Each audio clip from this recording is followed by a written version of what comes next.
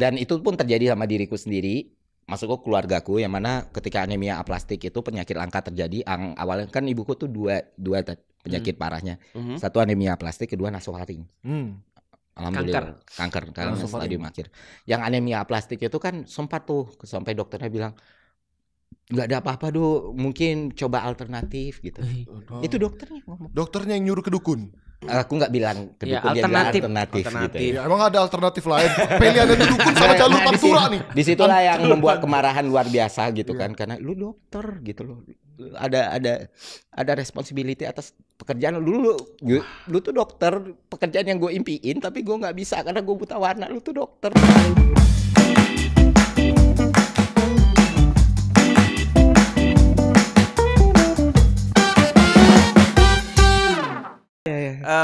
Di sisi ngaji sendiri kita kan ada autokritik lah untuk ke anak-anak circle itu ya, bahwa kayak kita nih udah misalkan ngebangun diskusi bareng sama ini, tapi tetap aja ada komen-komen dari anak ngaji sendiri misalkan. Lu lihat aja nanti komen di acara kayak kita ya. Kajian apa nih nggak ada dalilnya gitu. Kayak gitu-gitulah. Emang bukan kajian orang podcast ini aneh banget. Jadi selalu ada aja kayak gitu-gitu. Nah, biasanya tuh citra dari orang luar ya, itu ngelihatnya jadinya kayak risih loh. Anak kaji, risih lihat anak kaji gitu. Tapi kalau lu mungkin karena ada background tadi ya. Iya, karena tumbuhnya di situ juga. Iya gitu. sih. Yang kenapa sampai sekarang nggak pernah tak bahas karena ya ketika saya bahas berarti kan ada tanggung jawab dan responsibility yang benar untuk menunjukkan yang benar. Itu yang sulit. Dan makanya udahlah tak lepasin aja toh itu udah urusan private masing-masing gitu. Kayak hal-hal kayak gitu muncul dan karena tumbuh dari lingkungan seperti itu memahami sebenarnya. Memahami. Cuman di sisi lain dari luar pun kita tahu nih.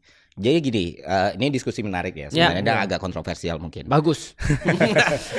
Carinya ribut ya, Pak. Jadi gini, urusan yang terbaru tak bahas ya. Itu kan perdukunan. Betul. Ya itu perdukunan dan Ustaz Felix mungkin tahu, Mas Fuad, Mas juga mungkin paham. Dari awal fokus saya adalah di critical thinking. Iya, critical thinking sama hal-hal yang sifatnya material. Benar. Jadi dari awal tuh nggak pernah tuh bawa nama agama, tapi SOW-nya udah saya jelasin nih. Iya. Benar. Gua nggak pernah bilang gaib itu nggak ada. Gua nggak pernah bilang ini nggak ada. Gua bilang santet nggak ada. Itu selalu santet itu mau kita pakai definisi apapun nih, mau kita pakai definisi dari buku tahun 97. Nah, santet pun kalau itu kategorinya atau golongannya dimasukin ke peracunan atau chemical itu bukan gua nggak nge-gens itu gitu. Tapi kalau dibilang lu kan ada dukun santet yang ngaku tobat terus cerita tuh kan gini. Enggak, dia mungkin tobat ya, bukan ngaku tobat. Dukun tobat tobat dan mengaku. Tobat dan mengaku gitu ya. Dia dukun mengaku kan kalau selama ini praktek dia lakukan dengan beraliansi sama jin dan setan. Dia kayak jenderal jin dan setan untuk nyelakain dan membunuh orang lain. Gua nggak sepakat gitu. Nah, dan nggak ada, dan itu dampaknya sangat destruktif untuk masyarakat karena akhirnya masyarakat meyakini hal itu bisa dilakukan. Ada manusia bisa punya pasukan jin dan setan untuk membunuh orang lain. Nah, akhirnya tapi di satu sisi saya bukan Ustaz Felix Show. Dan saya sangat menghargai kepakaran. Ya saya tidak bermain di situ. Aku juga nggak pakar. Ustaz pakar lah. Ya Allah. Dan saya tidak bermain di situ, tapi cuma dikasih SOW-nya. Tolong. Gue tidak bilang gaib itu tidak ada. Gue tidak bilang sihir itu tidak ada. Gue bilang santet itu tidak ada. Santet dengan bersekutu jin dan iblis untuk membunuh orang lain. Itu seru banget sih. Ya meledakkan.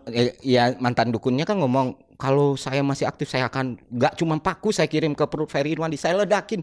Oh mantap betul. Itu bisa menutup seluruh apa industri pengiriman paket. Industri militer mati. Pengiriman paket hilang. Seberapa mahal development nuklir? Iya makanya. Pindad jual gorengan langsung. Iya loh. Katanya waktu di challenge ya kenapa nggak bawa militer? Ya itu kan untuk satu orang. Ya nggak apa-apa Netanyahu aja. Iya benar. Setuju. Aku mau sewa siapa dukun yang bisa ngasih paku. Dan itu ada videonya. Itu yang nggak gue percaya gitu loh. Paku beton tapi bisa nggak? Nah, at the end of the day, akhirnya terus didesak. Gue nggak ngerti ternyata bukan cuman orang perdukunan yang tersinggung. Ada kelompok lain yang tersinggung. Terus ditantang terus. harus ada basis agama. Sihir sama santet sama dan harus wajib. Lu kalau bilang santet gak ada berarti lu bukan muslim. Allahu Akbar tak bilang. Waduh, jadi kafir ya, langsung dikafirkan ya. Iya, gue lagi sama Ma'ruf Nahi Munkar. Gue dibilang kafir. Wah, serem banget. Pada awalnya sabar nanti. Nah, karena tentu bukannya tanpa dasar. Ada dasarnya. Cuma mungkin nggak dipahami dan nggak diomongin di YouTube oleh beberapa pihak lain. Ada dasarnya. Terus akhirnya tak bilang pun baik-baik gini. Gue nggak percaya ada orang bisa kerjasama dengan jin dan setan untuk membunuh orang. Dasarnya adalah gue baca Ali Imran 179 sama Al Jin 2627. Udah Adi Hidayat nih. Posisi. Sebelah kiri ya, sebelah kanan atas. Itu sangat bisa salah kan. Sangat bisa salah mau kita metode tafsirnya misalnya wijaz atau tahlili atau kita mau lihat tafsir kan banyak kitabnya tuh dari Ibnu Katsir, dari Jalalain yang biasa di Indonesia kan Ibnu Katsir sama Jalalain ya, karena kan ya nanti lah Ustadz yang paling tahu. Saya takut juga kalau aku juga takut juga sih. Ya aku juga. Aku nggak takut karena aku dukun ya. Sebenarnya kayak tak bilang kayak gitu. Wah salah nih. Wah salah asbabun nuzulnya kayak gini. Nggak boleh lu tafsir kayak gini. Hmm. Bentar. Lu bukan mufasir nih gitu kan. Nggak boleh. Gue bilang bentar dulu. Ya gue nggak boleh ngomong kayak gitu. Oke. Tapi ketika bilang kalau ini nggak boleh dijadiin dasar, gue kan bingung. Maksudnya kan setelah baca Ibnu Katsir pun udah dijelasin, kan di situ dibilang ya itu mungkin satu Ali Imran 179 sama Al Jin 2627 itu terkait kan, karena mirip kan. Tidak Allah Subhanahu Wa Taala membatasi kita dalam akses ke hal yang gaib kecuali rasul-rasul pilihan. Nah di tafsiran yang di Al Imran 179 itu dijelaskan tentang perang Uhud nih, yang di mana umat Muslim itu bingung karena hal-hal yang bersifat membingungkan buat mereka antara kaum munafik sama mukmin. Nggak bisa dibedain. Jadi Allah bilang kayak gitu. Dan Tuhan kan bilang kan, oke, dikasih hal yang dibatasin gaibnya supaya kalian mengacu pada rasulnya.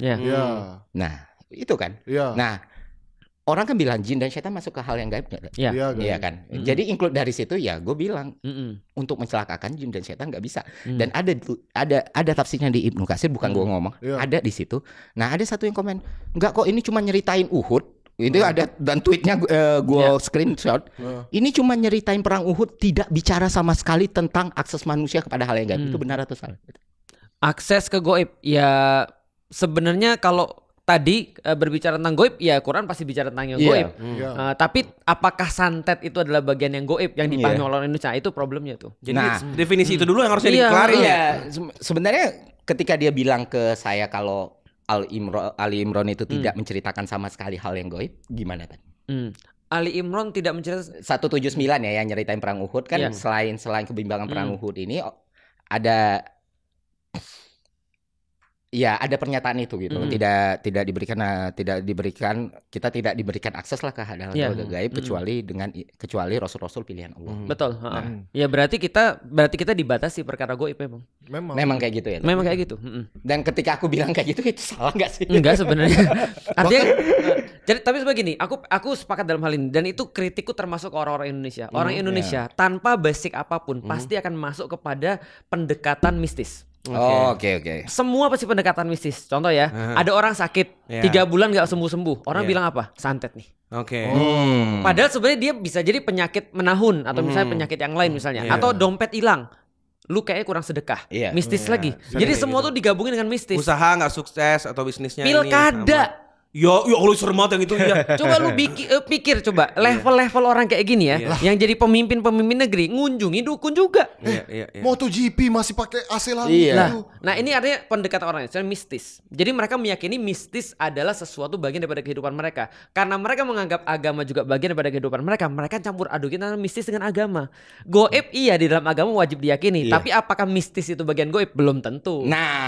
Belum tentu gitu maksudnya. Jadi nggak semua hal-hal yang mistis bagi lu metafisika itu dimasukkan ke dalam goib. Voodoo misalnya. Masa itu disampaikan dengan kemudian itu ada di dalam Al-Quran? Sebentar dulu. Dilihat dulu nih apa kerjaannya ini kan gitu kan ya. Nah makanya Indonesia tuh contohnya misalnya kesurupan. Orang pasti bilang apa? Goib. Iya. Padahal Padahal itu gejala. lihat dulu nih gitu. kejadiannya apa nih, goib atau bukan. Ada orang tiba-tiba misalnya ya, mohon maaf, tiba-tiba kejeng, teriak-teriak. Kita bilang kemasukan setan. Iya. Nyokap gue dulu Padahal stroke. dia lagi keselak Asli. telepon. Nyokap gue dulu stroke itu. Pertama kali semua pak tetangga manggilin dukun-dukun Iya. itu. Dipencet-pencet sampai teriak-teriak. Nah. Gue kan gak tahu apa, gue diem aja. Coba bayangin. Ya Allah kesian Itu kan banget. itu kan fatal tuh. Iya. Coba bayangin ya, kalau kita kemudian diagnosanya salah. Iya. Ini kita bilang kemasukan setan, dia keselak bro. Iya. Mukanya merah, Iya. mukanya jadi biru. Oh bener nih, ini setan, jinnya jin biru nih atau Jin apa nih? biru. Wah. Avatar. Harusnya kan dia, harusnya kan Lucu banget lagi. lah kan harusnya kan dia supaya dia nggak keselak gimana caranya kan? Iya. Oh ada satu lagi, contoh misalnya, ini seringkali problematis di dunia kedokteran. Iya. Dalam dunia kedokteran, diagnosa dokter kadang-kadang berbeda dengan diagnosa dalam tanda kutip orang-orang yang menganggap ini bagian goib. Iya. Iya. Ya kan ya. Contoh misalnya ada satu penyakit yang sama, dokter bilang ini sakitnya ini. Harusnya disembuhkan dengan cara seperti ini. Ada orang yang bilang gini, dalam basis agama, enggak, kedokteran barat itu bohong. Yang benar tuh ini di dalam Al-Qur'an. Sebentar, itu kan klaim juga. Iya. Bisa jadi orang mengartikan Al-Qur'an dengan cara yang lain. Kalau aku pendekatanku sederhana. Ini kalau ada sesuatu yang terjadi, secara logika gimana dulu nih? Karena orang Indonesia defaultnya itu pakai mistis. Oke. Iya. Dan seolah-olah agama ini bagian mistis. Ini bahaya banget. Agama tuh bukan mistis loh. Iya. Gitu maksudnya. Agama itu percaya goib tapi nggak ngajarin mistis. Oke, Bener. menarik. Iya, dan aku pun selalu bikin batasan. Aku percaya hal yang goib. Betul. Tapi aku nggak percaya jin bisa membunuh manusia. Jadi spesifik ke situ. Nah, Spesifik. Ya, aku juga bahas seperti itu. Artinya jin bisa membisikkan untuk manusia bunuh diri atau bunuh orang lain, tapi kemudian dia nggak bisa bunuh manusia. Keputusan ada kan yuas visu sudurinas. Nah, Ya, ada satu yang menarik, Imam Malik bin Dinar ketika ditanya, kamu lebih takut mana, setan dalam bentuk jin atau setan dalam bentuk manusia? Dia jelas bilang setan dalam bentuk manusia. Kenapa? Ulama jelasin lagi. Kenapa begini? Karena setan dalam bentuk jin kalau dibacain taus dia lari. Kalau setan dalam bentuk jin, setan dalam bentuk jin dibacain taus lari. Iya. Setan dalam bentuk manusia dibacain taus, Dibatok. dia datang terus bilang, "Lu ngomongin gue." Dibacok Iya, kayak langsung begitu ya. ngebacok. Nah, itu jadi yang bahaya setan dalam bentuk Dan manusia. topik ini tuh bakal jadi kontroversi banget di masyarakat. Makanya kemarin viral banget kan. Iya. Karena ini benar-benar udah mengakar banget kan di masyarakat. Iya, Mengakar itu banget. susahnya. Itu sih. Makanya aku banyak pertanyaan juga sebenarnya ke Ustadz. Karena pada rekomendasi kalau udah urusan agama, dan aku yakin Iya. tanyalah yang lebih paham kan. Karena belajar agama harus pakai guru kan. Iya. Bener. Nah, dan saya merasa bukan orang yang bisa gitu loh, Oke. dan merasa Ustadz Felix pasti jauh lebih tahu banyak. Makanya tadi saya meyakini bahwa, dan saya juga tidak apa-apa dikoreksi loh, Tat. Keyakinan saya bahwa manusia itu nggak bisa tuh bikin aliansi Yongko dengan jin. Iya. Kayak yang cerita diklaim kan, Iya, kayak dia iya. kan diklaim gue ngirimin setan-setan untuk bikin perut dia meledak, terus dia mati instan, gue dibayar 110 juta. Itu ada ceritanya di YouTube. Iya. Menurut Ustadz itu benar atau tidak? Nah, kita bahas dulu tentang koalisi ya. Iya. Kalau manusia berkoalisi dengan jin, ada. Iya. Di dalam Al-Quran kan diceritain ada manusia yang kemudian dengan jin kan ya. Iya. Mereka berkoalisi tapi Allah bilang harusnya tidak. Iya. Nah, berarti jin manusia Iya. tidak boleh berkoalisi. Tapi kalau jin bunuh orang aku nggak percaya. Karena harusnya, jadi kalau gini, pertanyaan kalau ada jin bunuh orang itu pertanggungjawabannya seperti apa? Tapi kalau dia bikin ada paku di dalam perut manusia tuh jin tuh. Nah, ini aku ada perbedaan pendapat, balik lagi ya. Oh, iya. Ada teman-temanku yang meyakini ada, aku tidak. Oke. Oh. Berarti kan ketika gue punya pendapat ini, dan bukan cuma pendapat Ustadz Iya. Felix doang kan, beberapa ulama pun sama kan. Betul. Bahkan di Gus Baha itu lebih Ngeri kuat lagi ya? dia bilang nggak ada santet kata dia. Betul. Gus Nah, Baha. makanya yang perlu kita kasih tahu kepada orang-orang jadi gini, keyakinan kita jin, bahwa jin itu ada, itu final. Oke. Ya. Perkara gue pada itu final. Final. Tapi kemampuan jin kayak apa? Sebentar, ini nggak dirinci. Ini nggak dirinci gitu maksudnya. Apakah jin bisa meledakkan perut? Iya. Wah. Apakah jin bisa memindahkan paku? Itu nggak dirinci di Iya. dalam Al-Quran Paku. gitu maksudnya. Tapi jinnya ada. Betul. Bahwa jin itu lebih advance daripada kita. Dia bisa ngelihat kita nggak bisa ngelihat mereka. Iya. Mereka membisikkan sesuatu. Iya. Mereka adalah bangsa atau umat yang bisa mempengaruhi tingkah laku manusia. Iya. Tapi kalau sampai mindahin paku, aku bilang ini jin atau tokoh material. Sekalian semen satu sak. semen, ya kan? Bata gitu. Tapi gimana dengan ini Ustadz yang pegalan ayat yang bilang wa makana lahu liyul lil akumal Ya aku mal al-ghaibi walakinalaha ya tajbir mir rasulihi yang tadi saya bahas itu ya yang ada di Ali Imran 179 sama di Al-Jin 2627. Karena setelah kita baca tafsirnya memang ternyata memang ada 3 pendapat ulama nih hakim di hukum fikih juga udah kelihatan. Nah, dari Ustadz sendiri yang hal seperti itu kayak gimana kita nanggepinnya? Ya, kalau aku sederhana ya, kalau melihat jin itu adalah memang dia terpisah dan kita nggak boleh bekerja sama sekali. Jadi kita punya akses nggak tuh untuk nongkrong sama jin kayak gini? Kalau nongkrong sama jin ya, setauku yang aku dapat cuma Rasul. Aku belum dapat di mana manusia bisa koalisi dengan jin. Ria Puspita mungkin nggak nongkrong kayak gini, Tat. Jadi Rasul dulu dia. Nah, makanya ini menarik. Aku barusan jawab pertanyaan atau Ki Arjuna lah yang bilang bantal besok mati dia, Mas. Nah, itu dia. Aku baru kemarin diajak ngobrol sama beberapa orang. Mereka bahas tentang ini. Apa beda antara bukan beda. Halusinasi, delusi dan sama sugesti. Oke. Nah, dia nanya ke aku perkara-perkara ini banyak yang nanya ke aku juga. Apa Tuhan itu nggak cuma halusinasi kita? No. Wow. Ya kan, ini kan keras nih. Agak berani kan ya. Atau sekedar delusional kita. Aku lupa, kayaknya pembahasan kemarin sama dokter kejiwaan itu dia bilang gini. Kalau nggak salah ya, tapi ini bisa didiskusikan. Katanya delusi itu sama sekali nggak punya basic. Kalau halusinasi masih punya basic. Aku ngeliat antum jadi kayak Leonardo DiCaprio. Itu halusinasi emang jelas. Bukan, Tat. Iya, itu halusinasi. Nah, karena aku lihat ada basicnya, tapi aku ngeliatnya lain. Itu halusinasi. Tapi kalau delusi benar-benar nggak ada, tiba-tiba jadi ada di kepala.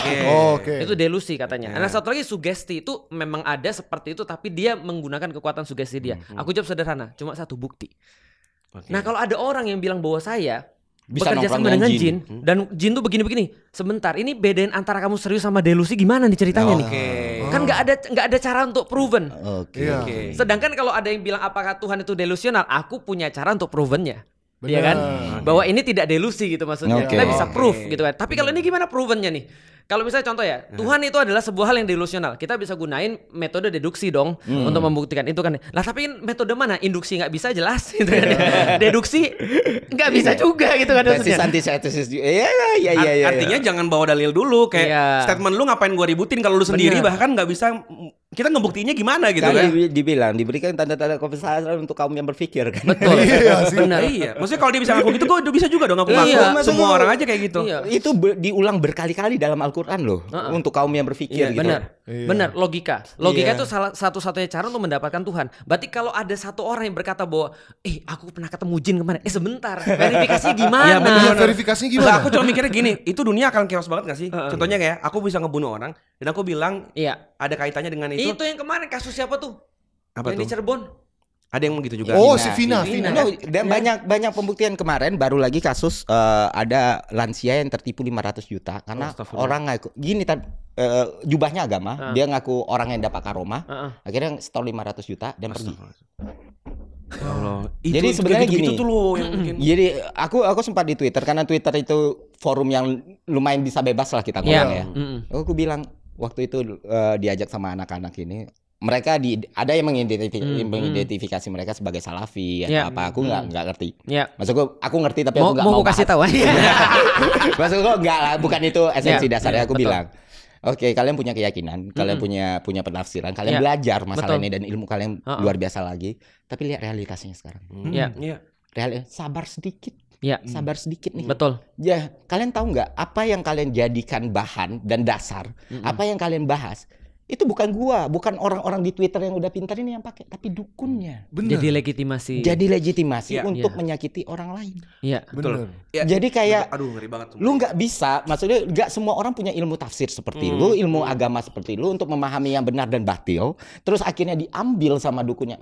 Sihir itu ada dan kami memang bisa menyelakai. Ini Ustadz sendiri yang ngomong Tapi gini loh Mas, tapi itu agak jauh sih ketika mereka membawa sampai arah keislaman dan tidak Islam gitu maksudnya. Padahal ini kan bukan wilayah Islam dan tidak Islam. Ustadz, saya itu udah dituduh banyak sekali. Dari kafir, murtad, ateis, agnostik, Yahudi.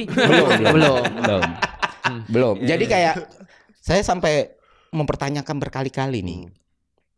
Yang gue lawan ini kan praktek musyrik dan syirik. Betul. Kenapa gue didefinisikan tidak? Wah, si Ferry berarti tidak percaya Al-Quran karena di Al-Quran ada sihir. sekarang pun ngebahas term sihir dalam kaidah sematik aja itu bisa banyak sekali. Bisa bentuk chemical di dalam zaman dulu karena belum di define nih secara knowledge. Jadinya sihir. Banyak dan itu ranahnya Ustadz Felix dan orang-orang yang emang udah mendedikasikan hidupnya di situlah gitu. Makanya dari awal nggak tak sentuh. Cuman agak menarik ketika melihat bagaimana segampang itu labeling diberikan. Lah, aku kemarin disusun sama orang flat earth. Ini kan sama kan? Iya. Mereka mengklaim pemahaman mereka berdasarkan Al-Quran. Padahal aku udah bilang lo sama mereka, bro, lu mau yakin bumi itu datar, mau bumi itu segitiga, mau apalah, terserah. Itu nggak membuat kamu tuh jadi nggak beriman. Tapi masalahnya adalah dia bilang kalau Ustadz nggak meyakini bumi datar, Ustadz nggak beriman. Nah, persis. Sama kan? Persis. Karena kata dia di dalam Al-Quran bumi itu datar. Persis. Aku bilang sebentar, kok bisa gitu? Udah susah-susah masuk Islam dikafirin lagi ya. Sebentar bro, balik lagi. 5 tahun gue nyari Islam bro. Sudah jadi public enemy dulu. Jadi kan sama persis kan? Iya kayak ya kita minta pertanggungjawaban Bro Ferry aja untuk ngelurusin ini. Sebentar dulu lu. Tanggung jawaban ke siapa tuh? Tuhan sih itu Tuhan. Iya karena mentafsirkan salah kan sih. Ini Ibnu Katsir ngomongnya sama. Justru yang salah temen lu yang bilang kalau nih ayat sama sekali tidak bicara soal hubungan manusia yang punya akses yang sangat terbatas dengan hal yang gaib. Benar. Nah, aku mau kasih contoh misalnya. Ini bagus nih. Ada temanku bilang ini, usahanya gagal. Bukan usaha gagal. Dia usaha tapi nggak berhasil. Belum berhasil. Temennya ngomong, lu mungkin kurang sedekah. Sama, persis. Terus dia bilang gini, bro, gua kemarin pergi untuk lihat training sama coach ini, belajar bisnis. Lu nggak percaya sedekah ya? Lu sebentar, kita bukan bahas nggak percaya sedekah. Sedekah itu kita udah tahu bagian daripada agama. Lu mau buat usaha, lu nggak mau buat usaha ya lu sedekah tetap. Jadi ketika kalau bayar bisnis dianggap tidak lagi percaya pada. Nah itu orang pergi coach bisnis, orang jadi nggak percaya sedekah. Itu yang terjadi sama lu, sama. Itu di ujung-ujung ketarik bisa kemana-mana ya. Kalau ke dokter berarti nggak percaya doa. Karena Indonesia gitu. udah mistis. Iya dan kerusakannya udah sampai situ gitu. Gue punya temen pergi ke dokter, bener kata-kata kayak gitu. Apa tuh? Lu pergi ke dokter, hati-hati dengan akidah. Iya lo. Uset, akidah. Iya lo bener. Serius? Yang kemarin lu lihat itu dulu ada videonya. Oh iya. Jadi ada yang bilang bahkan yang percaya bahwa real ini ngomong gitu loh, bahwa hujan itu adalah karena apa tuh dari dulu? Karena penguapan air. Orangnya sudah tidak ada. Iya kan? Enggak, kita bahas idenya, bukan orangnya, idenya. Kan people die, ideas stay. Mampus nih. Iya kan? Dan tidak semua ide bagus. Itu kan serem, maksudnya aku sampai kaget bahwa itu kufur, itu kafir, bahwa meyakini air hujan itu dari awan segala macam. Iya, harusnya itu dari Allah. Nah, maksud gua paham maksudnya segala sesuatu di dunia ini daun yang jatuh pun itu karena Allah dari cuman Allah. Itu Cuma kan itu gini, bahwa yang meyakini itu kufur itu ekstrim banget. Sebenarnya yang lebih menarik lagi Al-Baqarah ayat 102 kan itu nyeritain soal bagaimana dua malaikat di Babilonia mengajarkan dan dibilang kan dijelas-jelas di ayat itu dibilang sihir itu tidak akan mencelakakan manusia kecuali dengan izin Allah. Nah, akhirnya kecuali dengan izin Allah ini yang dijadiin legitimasi. Allah kayak ngizinin mulu ya. Bisnis lu diridoi banget kayaknya sama Allah. Ini kan diskresi nih. Misalnya kayak di studio Ustadz Felix Shaw tidak boleh merokok. Kecuali dengan izin Ustadz. Bukan berarti orang semua ngerokok tuh bisa aja di logical policy. Iya. Udah lah bang. Bener sih dia Iron Man sih. Bro, bener sih dia Iron Man. Makanya selalu ingat Al-Mudaththir ayat 7 kan. Bersabarlah karena Tuhanmu. Udahlah, solusi bagi komen-komen begitu disantet aja lah. Biar mereka kan yakin banget dan santet banget kan. Ya masalahnya yang jadi legitimasi adalah dengan izin Allah. Makanya waktu di Space itu kan Ustadz pasti tahu lah kaidah-kaidah dalam dakwah ya, yang antara penggunaan pesan langsung tidak langsung. Dia dan gue coba nge-challenge lah, berarti lu bilang Ria Puspita punya pasukan jin dengan 1000 orang menyerahkan orang dengan izin Allah. Dia langsung bilang, iya dengan izin Allah. Loh kok gitu? Ini lu lihat society-nya dulu deh. Lu jadi juru bicara Tuhan, juru bicara Allah. Ya udah mending kata gua tadi, ajak main bola. Bilang Nabi Ibrahim kan tidak terbakar karena izin Allah. Gue bakar lu ya. Iya, betul. Artinya itu yang harusnya lu tanya, lu tafsir mana ngomong gitu. Ya kan? Balikin lagi. Karena di surau aku udah dijelasin dengan izin Allah itu bukan untuk melegitimasi hal-hal yang tidak ada jadi ada. Betul. Bahkan ridho Allah itu beda, izin Allah itu beda. Tapi lu konteksnya Karena kan aku udah ngasih background aku ke Ustadz dan nggak bisa aku sebut lah Betul. ya. Jadi kayak diajarin nih, lu nggak bisa pakai kayak gini segampang itu. Lu harus cari nih semantik yang lain gitu. Karena yang aku dapat atas izin Allah tuh justru adalah kalau ada orang itu benar-benar percaya sama Allah, dia nggak terpengaruh jin. Nah, itu yang aku belajar begitu. Aku dulu ajarin gini kata guruku. Ini jin ada ya. Pokoknya itu bukan duniamu. Jangan pernah berpikir apapun tentang itu kayak dia bisa nakutin kita. Pokoknya the moment kamu takut berarti kamu udah ngerasa ada koneksi misalnya kayak sama dia dan bukan sama Allah. Iya, pokoknya udah anggap aja tuh dia. Udah ada makhluk sama jin kelar gitu. Tapi berarti orang-orang ini bermasalah ya, kayak pengen banget berkoalisi. Jadi kayak di tafsir tahlilinya pun udah dijelasin sebenarnya kayak ini bentuk iri sama kemampuan Nabi Sulaiman terus dihasut gitu. Ini bisa kok kalian kayak Nabi Sulaiman bla bla. Akhirnya Allah jelasin itu tuh gak akan nyelakain lu gitu. Kecuali dengan izin Allah yang mana ayat dalam Al-Qur'an kalau kita pelajari struktur dan bahasanya ya kayak tadi bersabarlah karena Tuhanmu itu keluar berkali-kali dengan izin Allah, keluar berkali-kali untuk ngasih batasan nih kalau semua yang terjadi di dunia ini emang atas izin Allah, tapi bukan dilegitimasi. Bang ada bang. Ini ayatnya ini ada dengan izin Allah berarti semuanya ada. Ini kan berarti P1, P2 dan kesimpulannya dalam silogisme tidak nyambung. Kambing punya jenggot. Lalu kemudian melon punya kulit. Kesimpulannya kambing punya kulit. Nah itu benar-benar kacau kan ya. Itu gimana untuk menanggapi seperti itu tuh gimana? Ngajak main bola. Solusi sekali ya.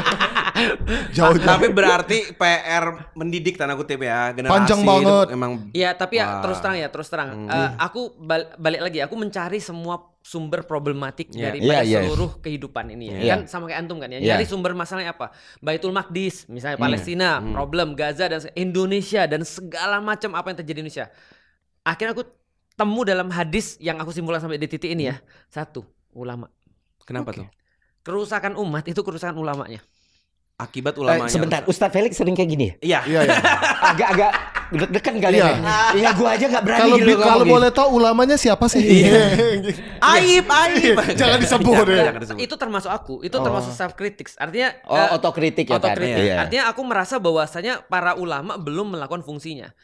Terakhir kali aku ngomong satu pernyataan yang cukup kontroversial, soalan Baitul Maqdis. Aku bilang gini, kalau umat muslimnya berkelompok-kelompok kan Mas ya, masih berantem, itu berarti ulamanya belum ikhlas. Udah sederhana itu aja. Iya, sampai level itu antum ngomongnya sih ngeri banget sih. Iya, karena kalau dia ikhlas, umatnya ini tidak mungkin akan begitu. Gak mungkin saling berantem satu sama lain. Gak mungkin saling berantem satu sama lain. Ustadz pernah di fase itu ya. Maksudku aku ngikutin Ustadz Felix itu udah lama ya. Udah fase yang emang ya kalau A ya A, B ya B. Sampai akhirnya waktu itu ada momen of truth-nya Ustadz Felix itu akhirnya datang ke kajiannya ini Cak Nun. Oh iya, betul. Kan Kenduri Cinta ya waktu itu. Yang mana ini Padang Bulan ya. Yang waktu itu tiba-tiba untuk pertama kalinya seorang Felix Xiao nge-tweet yang adem. Wah, AC udah bener bisa adem ya. Hah? Itu apa ya yang sebenarnya terjadi? Iya. Aku tuh punya banyak wajah. Oh, ternyata itu. Iya. Ternyata hanya gimmick. Wajah itu tergantung akan kugunakan di tempat yang mana. Nah, di situ titik aku fleksibel dan pragmatis. Oh, mulai. Jadi artinya aku punya banyak wajah untuk berbagai macam kesempatan. Itu yang ngomong anakku. Karena ada orang bilang kan Abi tuh gini. Terus dia bilang jangan tertipu, Abi tuh punya banyak wajah. Gitu kata dia. Karena dia ngerti banget bagaimana aku di antara anak-anak aku aja aku punya banyak wajah. Ke istriku, ke orang yang baru tahu tentang Islam, ke orang yang sudah lama belajar tentang Islam, itu aku bisa jadi orang yang completely different. Kalau sekarang wajahnya yang mana? Aku pakai wajah yang adem dan simpatik dan mencari dengan dukungan. topi Luffy-nya. Kalau dengan Indaji? Nah, orang tuh akan lihat kalau aku serius aku udah pakai batik. Itu mode perang. Itu armor tuh. Gua nggak mau ngomong. Iya. Dia yang ngomong itu mode perang. Iya. Betul. Dan itu batiknya bermacam-macam motif. Aku punya batik yang khusus aku pakai kalau aku lagi mau untuk benar-benar mode keras. Ada gitunya ya. Ada. Terbang sendiri nggak kayak Iron Man. Makanya di ILC dia pakai terus. Nah, kalau ke Indaji kawasan. Kalau orang yang tahu di ILC aku pakai motif apa, berarti itu motif yang aku sudah siap. Motif battle itu. Iya. Motif battle. Itu motifnya parang rusak namanya. Parang rusak. Iya, motif Sumatera itu. Iya, motif perang emang. Motif Sumatera dan motif Raja Jawa. Parang rusak. Kan Raja Jawa udah pulang katanya. Raja Jawa udah nggak pernah. Hati-hati sama barang ini. Oh my god, ini kok ada sih arahnya. Ternyata tidak cukup dilarang. Perlu dikekang ya. Yang dilarang itu bisa fisik. Ide kalau dilarang itu makin ngeri. Itu yang menyebabkan kemarin yang kita pergi ke Ustadz Numan itu loh. Iya. Kenapa Samiri itu nggak dibunuh? Kalau dibunuh itu idenya nyebar. Oh, karena dia akan dianggap pahlawan. Hero. Benar. Martir. Dia akan dianggap hero, martir. Akhirnya dia diusir Samiri. Yang bikin itu loh, yang bikin lembut. Patung Nabi Musa. Iya, memang kayak Itu gitu. nggak dibunuh. The idea-nya ya kayak gitu. Jadi idea itu harus dilawan dengan idea. Nggak bisa dilawan dengan fisik. Nggak bisa dilawan dengan fisik. Karena ketika perdebatan di publik pun atau adu argumen di publik itu persentase bobot argumen itu paling 10%. Sisanya people heart. Benar.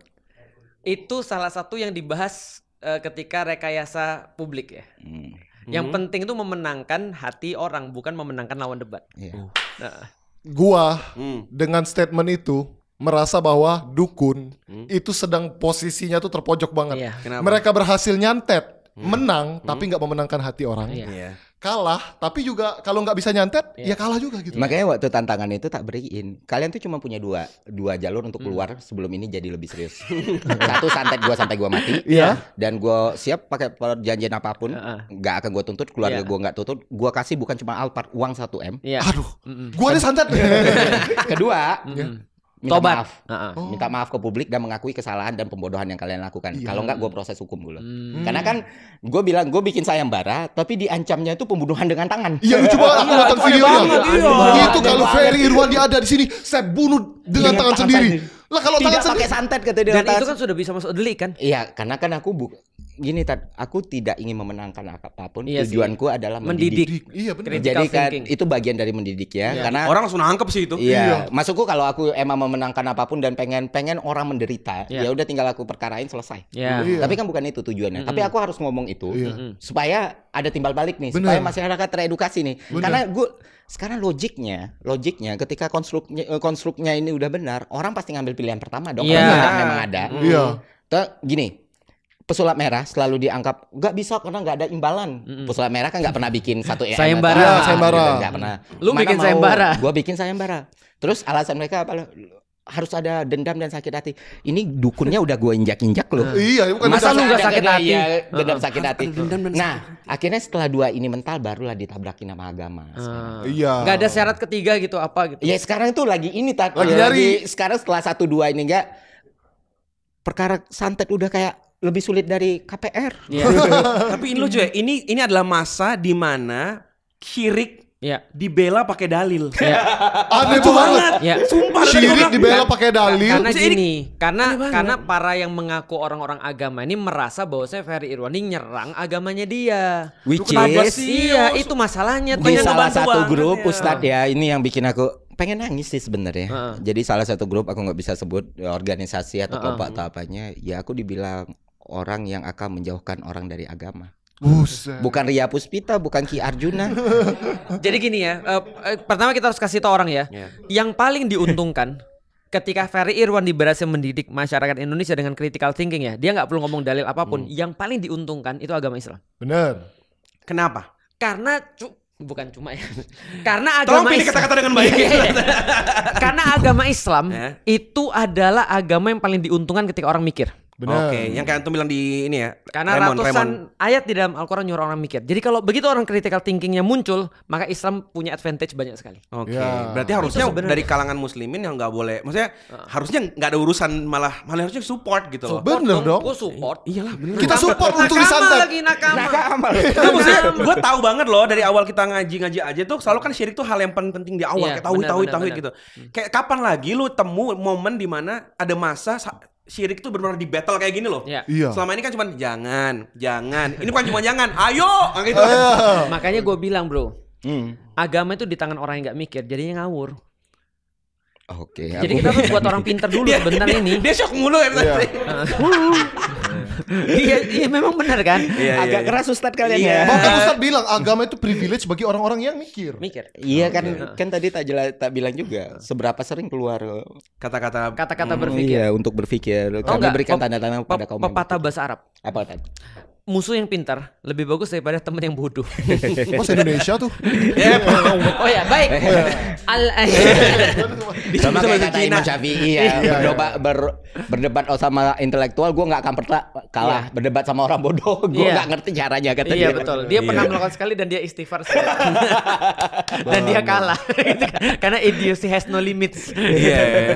Berarti musuh bersama kalau kita bisa dibilang di akhir zaman gini lah kurang lebih ya. Itu kayaknya emang kebodohan ya. Iya. Benar. Betul. Sepakat deh. Baik di ngomongin agama maupun tidak, itu kayaknya emang orang gak mikir tuh selalu membawa masalah dimanapun gitu.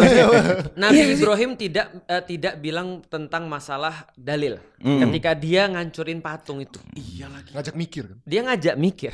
Oh iya lagi. Tapi lu harus ingat, menang debat tidak selalu selamat. Iya. Dibakar lu. Iya, tidak disantet sih tapi dibakar. Iya, disantet kagak, dibakar lu. Di titik itu lu perlu tongkat yang bisa ngebelah lautan. Iya. Ibrahim ini Pak. Oh enggak kira. Musa. Kan semua nasibnya sama semua. Nasibnya sama semua. Makanya tak bilang untuk urusan kayak gini Ustadz Felix saja. Wah, nyari protektor deh, the protector. Enggak, yang bisa ngejelasin dan didengarkan. Iya, Masalah kayak gini, batasan kayak dibilang waktu setiap debat itu nggak boleh lu tafsir kayak gini. Lu bukan mufasir, tapi lu salah. Lu kan juga bukan ya. Iya. Dia juga bukan mufasir. Dia cuma netizen. Iya. Nah, jadi gue bilang, lu ngajak gue debat mau kelahi sama gue dengan syarat kaki dan tangan gue harus diikat. Iya. Bukan kelahi itu. Iya. Itu namanya mukulin orang. Iya, Nyerahin diri. Gak boleh. Salah. Iya. Gimana? Nah, terakhir itu ada satu lagi nih, legitimasi yang aneh banget menurut gua. Wah, di Saudi itu ada institusi namanya Amar Ma'ruf Nahi Munkar. Bener-bener. Yang nganuin sihir-sihir Iya. ya. Berarti sihir ada karena ada itu. Terus karena gue pernah jadi delegate G20, terus ada kenalan orang finance di situ, ya tak tanya. Antum tanya, Iya, gimana? langsung ketawa lah. Oh gitu? Enggak, sekarang waktu kemarin dengerin argumennya. Benar karena ada pembuktian orang bisa nyakitin orang lain dari sihir atau jin kayak gitu. Bukan, karena syirik itu udah dosa yang sangat besar. Menyentuh, melakukan prakteknya aja. Itu aja kita cut gitu katanya. Iya. Karena Boro-boro terbukti ya. iya, boro-boro terbukti prakteknya aja kita cut. Artinya apa? Artinya ketika ada institut Amar Ma'ruf Nahi Munkar ini itu untuk membuktikan segitu seriusnya Saudi soal syirik gitu. Jadi yang dihukum itu bukan yang terbukti membuktikan sihir, praktik sihir aja habis gitu. Menurut Saudi yang berbahaya itu kesyirikan, bukan efek santetnya ini kan. Karena dia bilang gini, karena itu dosa besar. Satu, kedua, masyarakat di Jazirah Arab udah terlalu lama terikat dengan hal kayak gitu. Akhirnya melakukan banyak sekali penipuan yang besar-besaran. 2011 itu ketangkap lagi dan akhirnya nipu. 2000 akhirnya diseriusin. Bukan melegitimasi sihir itu ada, tapi di Indonesia diartikan, no, Saudi ada institut nih, berarti sihirnya ada. Ya bayangin kayak gimana ketika kita bicara soal edukasi. Level kita itu bukan membahas lagi soal, bukan dimulai dari soal antara kemiskinan struktural sama meritokrasi atau pendapat Keynes sama Hayek dalam ekonomi. Bukan di sini. Mulainya tuh di sini. Oh my God, sumpah. Itu aku jadi inget banget. Ada orang datang. Lalu kemudian di satu tempat dibahas ini ada para aktivis dakwah. Terus bahas kenapa ada orang nggak bisa sholat subuh. Pendekatan pertama ruqyah. Aku bilang sebentar dulu. Lu tidur jam berapa? Lu tidur jam 2? Iya lu telat. Iya. Aku bilang gini. Jangan marah tadi. Sabar. Tenang. Tapi gini ya. Ketika aku bilang gini, bro, kalau semua lu selesai dengan ruqyah, gitu kan ya. Kalau semua maksiat itu kita nyalain jin dan itu perlu diruqyah, kenapa lu nggak ruqyah George Bush aja dulu masih George Bush? Ya kan sekarang Tua Trump. ya? Trump lu ruqyah, Netanyahu lu ruqyah. Iya. Apakah kemudian dia jadi muslim? Belum tentu. Karena dia punya setan lebih kuat daripada jin. Kan manusia kan bisa jadi setan kan. Iya. Jadi tidak semua solusi itu ruqyah. Nah cuman aku ngerti banget. Kan ini kan yang ngomong-ngomong kayak gini juga ada beberapa temanku juga nih. Dan mereka juga nggak salah. Nah kita disclaimer dulu ya. Kita bukan berkehendak untuk nyalain orang. Iya, kita nggak sebut nama kok. Betul, kita diskusi gitu kan ya. Walaupun kita bisa sebutkan inisialnya. Jangan. Jadi suka-suka cari. Tapi artinya adalah aku ngerti. Inisialnya F. Felix Ferry. Iya. Wah, sama lagi kita. Udah Ustaz di situ saja. Di situ saja Ustaz. Nah, di situ saja. Felix Ferry gitu. Nah, jadi aku ikut Malaka ya. Fuad. Aku ikut Malaka aja. Aku nggak ada app lagi. Aku Free Fire. Nah, jadi artinya aku ngerti sekarang. Mereka merasa diserang prakteknya. Padahal kita nggak lagi nyerang prakteknya. Enggak benar. Dan kemarin juga banyak lah selain sama Ustadz Felix ya beberapa orang yang emang gue yakin jauh lebih berilmu dan sudah ngasih manfaat yang lebih besar ke masyarakat juga diskusi. Yuk kita sama-sama yuk yang kita lawan ini loh penipuan dan syirik ini yang bukan cuma secara agama ini salah, tapi secara sosial pun dampaknya sudah sangat destruktif. Makanya kita samain persepsi dan jalan apa yang disentuh apa yang enggak. Karena the fact-nya kalau kalian alokasiin waktu sebulan aja di Darmais, kalian akan sadar seberapa destruktifnya ini gitu loh. Gimana? Ada praktek apa? Jadi banyak Ustadz ya emang kanker itu kan kalau gejala itu bisa sangat tiba-tiba bengkak perut, tiba-tiba pecah pembuluh darah, tiba-tiba nggak bisa bernafas. Nah, dan nggak semua orang teredukasi dengan baik. Ditambah lagi kita masih punya isu soal keterbatasan tenaga kesehatan kita gitu. Apapun lah bentuk keterbatasannya. Nah, dan itu pun terjadi sama diriku sendiri, masuk ke keluargaku yang mana ketika anemia aplastik itu penyakit langka terjadi. Awalnya kan ibuku tuh dua penyakit parahnya. Satu anemia aplastik, kedua nasofaring. Alhamdulillah kanker karena stadium akhir. Yang anemia aplastik itu kan sempat tuh sampai dokternya bilang nggak ada apa-apa mungkin coba alternatif gitu. Itu dokternya ngomong. Dokternya yang nyuruh ke dukun. Aku nggak bilang ke dukun, dia bilang alternatif gitu. Ya, emang ada alternatif lain. Pilihan itu dukun sama jalur pantura nih. Disitulah yang membuat kemarahan luar biasa gitu kan, karena lu dokter gitu loh. Ada responsibility atas pekerjaan lu tuh dokter, pekerjaan yang gue impiin tapi gue nggak bisa karena gue buta warna. Lu tuh dokter, lu buta warna. Iya, gue buta. Kita sama, buta warna. Yang dari dulu gue pengen gitu. Terus lu ngomong kayak gitu. Aku buta agama. Akhirnya tak putusin. Udah ke Malaysia lah, waktu itu uang juga nggak banyak, sekarang juga nggak banyak ya jual berobat ke sana ini ternyata diketahui anemia aplastik. Untunglah kalau di sana dokternya juga bilang ke dukun aja. Nah di situ latar belakang betapa marahnya saya dengan hal-hal seperti ini gitu. Dan banyak cerita yang mungkin nanti di podcast yang lain tak buka. Karena kan satu-satu mungkin teman-teman udah tahu nih, saya bicara di Prastago beda, di Densu beda, di Om Ded beda, di sini beda. Tergantung audiens, pendekatan yang seperti apa atau apa. Itu semua ada setnya lah. Nah, di sini baru nyeritain yang kayak gini ya ke Ustadz sendiri karena legitimasinya jelas. Tapi waktu itu nggak terlambat kan? Nggak terlambat. Dan setelahnya kena nasofaring, pas yang kena nasofaring tuh yang tadi diceritain ini loh yang terjadi gitu loh. Beberapa orang yang ngomong nggak salah dan memang punya basisnya, tapi akhirnya yang omongan dia dijadiin legitimasi para penipu ini untuk meyakini masyarakat. Orang kayak gini aja yakin loh. Nah itu yang aku jadi ingat satu quotes. Tahayul itu adalah hasil ketakutan sama tidak ada ilmu. Benar. Jadi ketika orang takut dan gak ada ilmu, itu pasti larinya ke tahayul. Karena orang sudah gak ada jalan lagi, bro. Tapi kan ini yang tadi disebutin orang berilmu loh. Nah itu tadi, kenapa dia kesal banget kenapa dokternya gak bilang gak tahu aja. Itu kan masih mending kan. Aku gak tahu, aku gak bisa. Selesai kan ya. Kamu cari ke tempat yang lain. Tapi kalau ke alternatif, seolah-olah ini hanya bisa disembuhkan oleh alternatif tadi itu. Dan tiba-tiba di TikTok lagi scroll ada yang bilang, aku dokter dan aku percaya santet. Allah. Dalam waktu yang lu gitu. Enggak, di TikTok dia buat video, aku dokter sekarang lu mau percaya atau apa? Lu tuh beda dengan masyarakat biasa. Lu punya tanggung jawab atas profesi lu gitu loh. Aku memang tidak pernah membuktikan secara langsung. Ya Allah. Dia nggak pikir masyarakat tuh kan dokter akhirnya semua yang jadi masalah yang dikhawatirin Ustadz Felix atau yang dikhawatirin sama gua dan semua orang ya akhirnya terlestarikan dengan begitu saja gitu. Bener sih. Parah banget ya. Ini membuat orang-orang tuh harusnya semakin sadar. Orang-orang yang punya kompetensi kayak dokter yang lain-lain, itu tuh efek sampingnya bisa kemana-mana. Sekali ngomong tuh bisa. Sekali ngomong bisa.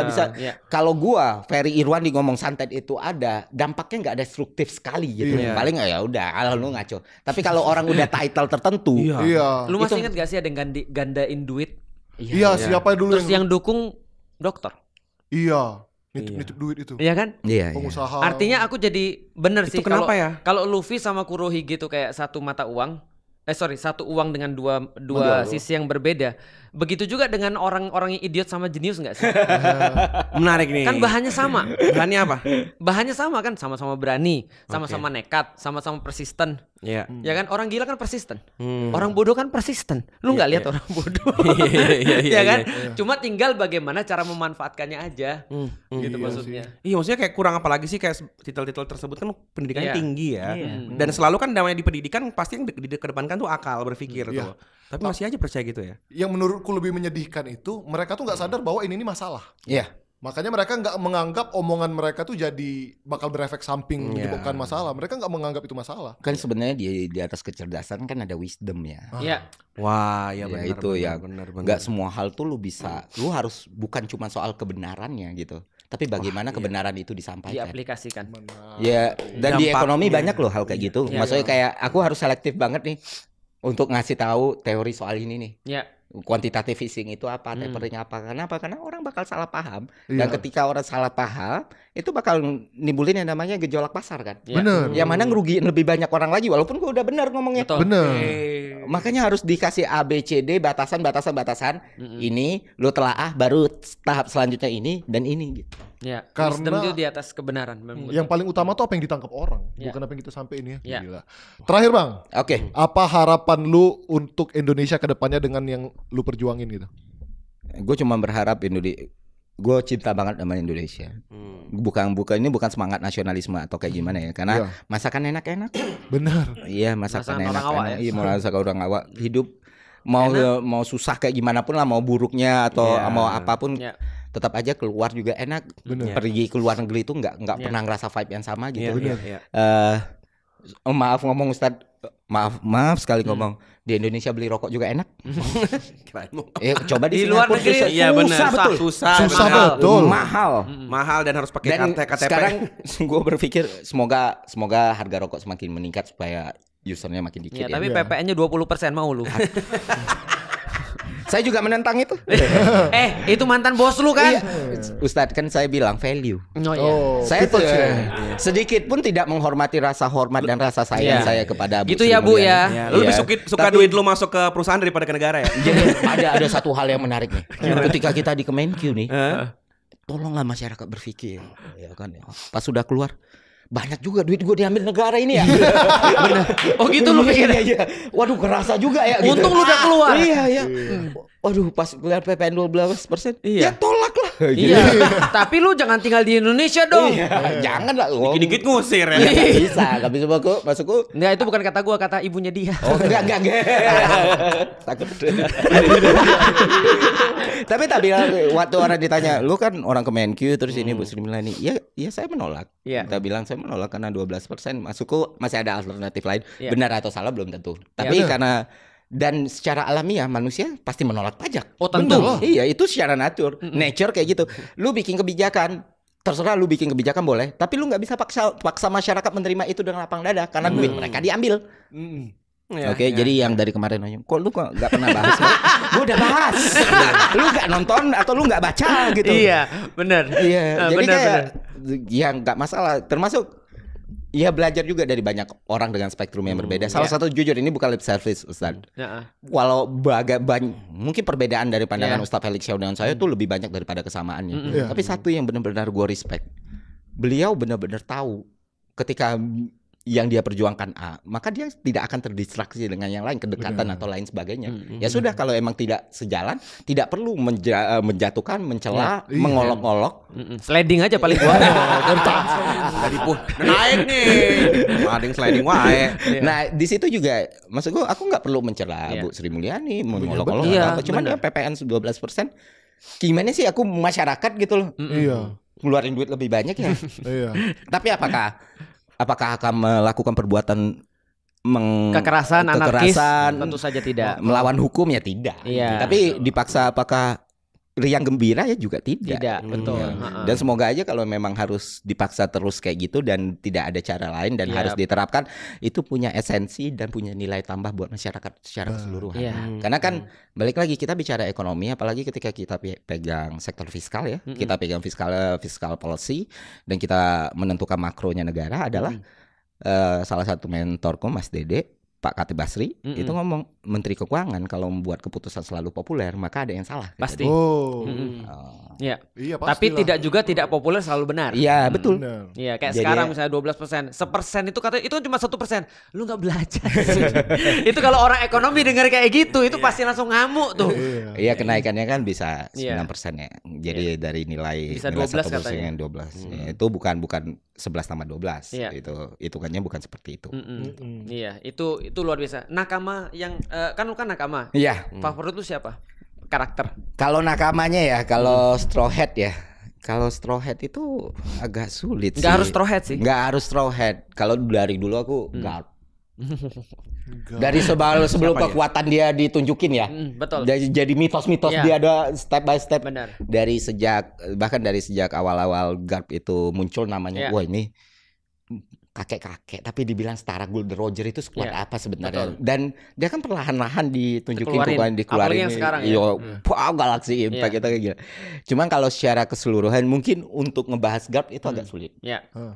Kalau dia secara keseluruhan ya yang benar-benar tak sukain, cuman agak edgy nih. Gin yang jadi lawan Sanji di Barati. Wah, ini buat fans yang paling luar biasa aja ini. Memang dia suka Sanji soalnya tuh. Soalnya Jin itu satu-satunya fight battle yang Sanji kalah. Dia itu penjahat, dia minta makan. Oh, iya. Dan akhirnya dikasih. Anak buahnya Don Krieg itu tuh, wah ini orang karakter yang keren banget. Kenapa suka karakternya itu? Dia punya nilai.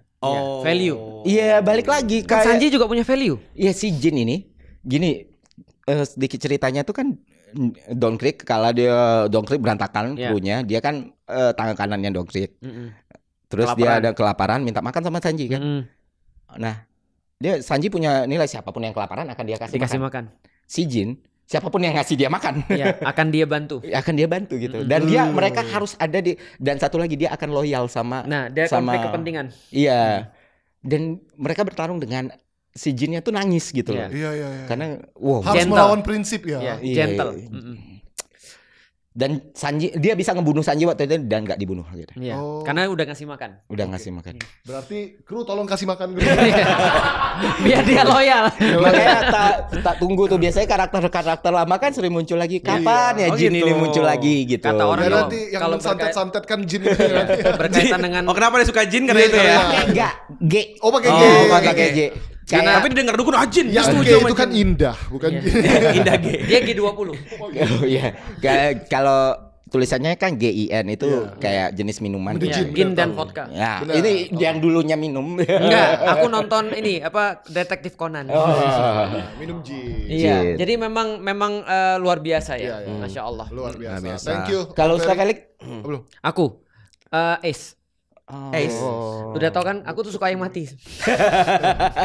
Apakah itu nasib kalian berdua? Enggak. Jadi aku selalu meyakini tidak ada harga murah untuk perubahan.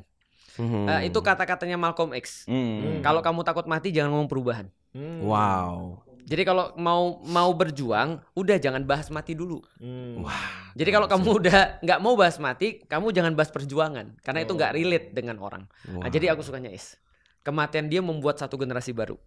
Luar biasa, kita kehadiran dua orang yang tidak takut mati di sini. Takut sih sebenarnya. Adalah. Enggak yang enggak.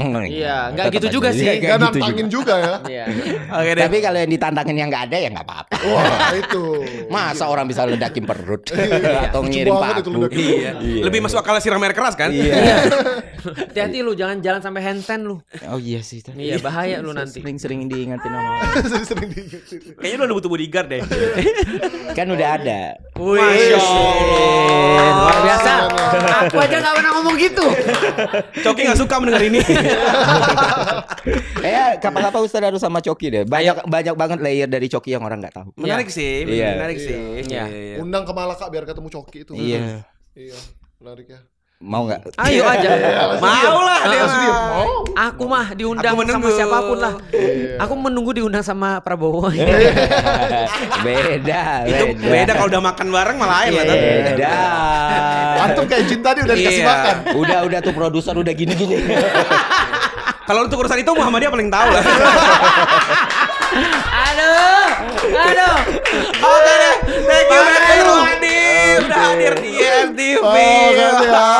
Udah daripada kemana-mana nanti bahaya. Thank you semuanya. Dadah.